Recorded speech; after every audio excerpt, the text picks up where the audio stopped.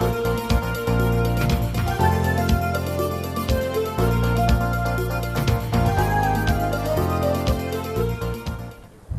kembali lagi di Bincang Kapos pemirsa, dan bagi Anda yang baru bergabung, kita membahas tema hibah karya wadah menggali nilai budaya bersama dengan Hervin Yulianto, pemenang hibah karya 2013 asal Kota Pontianak. Bagi Anda yang bergabung di 0561583950.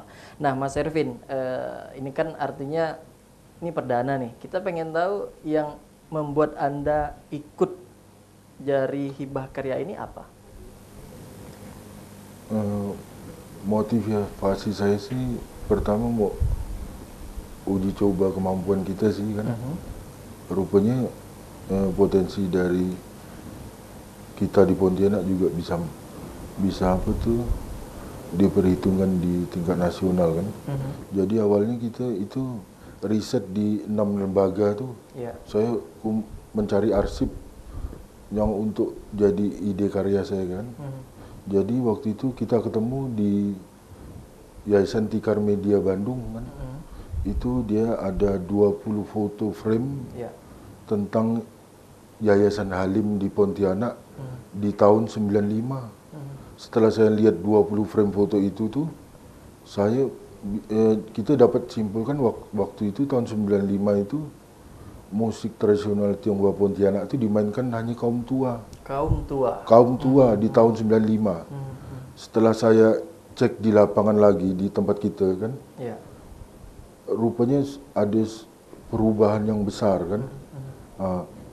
Kenapa jadi perubahan yang besar itu menarik bagi saya kan?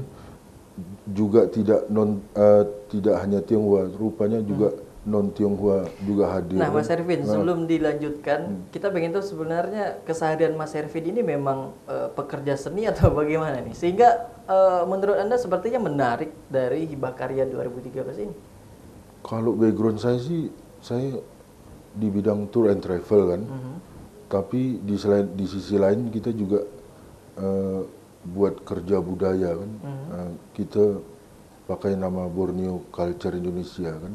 Jadi itu seperti lembaga yang konsen untuk pelestarian seni dan budaya Borneo. Kita melakukan pelestarian, mendokumentasikan, terakhir kita harus mempromosikan ke dunia tentang dari hasil Borneo. Karya itu ya. Oke. Nah, dilanjutkan nih Mas. Kemarin tadi bahwa di tahun 95 hanya kaum tua saja yang bermain musik Tionghoa. Artinya ini menjadi sebuah tanda tanya besar, mengapa hanya orang tua saja? Seperti itukah atau bagaimana? Iya. Jadi timbul tanda tanya saya, kenapa waktu tahun 95 tuh hanya kaum tua kan? Setelah kita tilik periode sebelum tahun 95 itu rupanya sebab dari periode lalu mengakibatkan hanya tahun 95 itu hanya tersisa orang tua. Karena mungkin waktu dulu pengaruh kita nggak tahu juga kan, suasana politik atau apa kan menyebabkan itu. Jadi kan kala itu banyak kebudayaan Tionghoa ini kan terasa minim hadir di publik kan. Akibatnya kan generasi mudanya itu nggak ada. Jadi yang tahu tuh hanya kaum tua aja kan. Oke, nah dari latar belakang itu dan motivasi itu, kemudian Anda langsung berniat mendaftar hibah karya ini. Kemudian prosesnya seperti apa? Ya kita setelah itu saya dapat judul kan tentang musik Tionghoa Pontianak. Jadi saya merekonstruksi ide saya nih dari awal sampai output akhirnya jadi apa kan, saya rekonstruksi. Jadi Anda berpikir dulu nyari ide. Sampai outputnya seperti apa, apa yang ingin kita capai kan. Setelah itu kita kirim kan. Berupa proposal atau? Berupa proposal waktu itu. Terus itu dikompetisikan. Waktu itu pesertanya 319. 319 peserta dari seluruh wilayah Indonesia? Indonesia. Kala itu juga saya bersaing dengan, kalau saya kan background saya ekonomi kan, saya juga kemarin tuh berpikir, waduh Yang ikut backgroundnya banyak itu sih yang Memang udah penggelut seni gitu. master seni yang sekolahan gitu kan. Jadi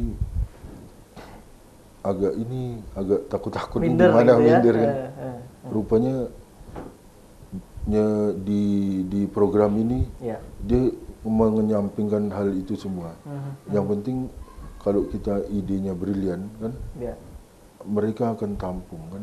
Dia tidak mau background apapun terserah. Oke. Nah, setelah Anda kirim proposal, kemudian diterima oleh panitia dari JABN, kemudian prosesnya seperti apa lagi? Terus disaring kan, di situ ada 4 dewan juri kan, dua juri dari Indonesia, 2 juri dari orang asing kan. Jadi kita melalui kalau nggak salah 3 etape saringan sih. Pertama 100 besar kan, Iya. habis itu 50 besar kan, terakhirnya 11 pemenang. 11 pemenang, Anda salah satunya. Iya. Dan Anda salah satunya dari Kalimantan. Kalimantan, jadi dari 11 pemenang itu 10 pemenang tuh kawan-kawan di Jawa. Yang di luar Jawa cuma Pontianak. Hanya Anda sendiri. Iya, Oke, iya. sangat luar biasa ini, Mas. Nah, dalam proses penjurian, dalam proses penyaringan seperti itu, apa yang disampaikan ataupun ditanyakan dari juri terhadap Anda? Ini mereka sih menyaringnya apa tuh berupa email apa yang kita jawab. Oh, jadi Anda tidak datang ke Enggak. Oke, berupa email. Jadi alasan saya untuk buat landscape musik Tionghoa Pontianak kan, yang saya ingin capai itu kan, karena faktanya jejak sejarah atau dokumen tentang musik Tionghoa Ya. di Indonesia itu tidak ada. Di Pontianak tidak ada, di Indonesia pun tidak ada kan. Akibatnya kalau kita nggak ada jejak dokumen, Ya. sebuah kebudayaan tuh nggak ada perkembangannya kan, nggak ada jejak dokumen untuk diteliti kan. Karena minimnya dokumen tentang musik Tionghoa itu kita buat. Kedua juga karena saya tuh yang ingin kita capai itu bahwa lewat jalur seni budaya tuh, Iya. seni itu kan universal kan. Lewat jalur musik Tionghoa saya ingin capai itu antara Tionghoa dan Hong Tionghoa itu bisa sinergi sama-sama. Bisa sinergi dalam memainkan musik Tionghoa. Iya, Oke. iya. Baik, Mas Hervin, kita akan lanjutkan kembali. Kita harus break sebentar dan pemirsa tetaplah bersama kami. Bincang Kapuas akan segera kembali, dan jangan lupa bagi Anda yang ingin bergabung di 0561 583 950. Kami akan segera kembali.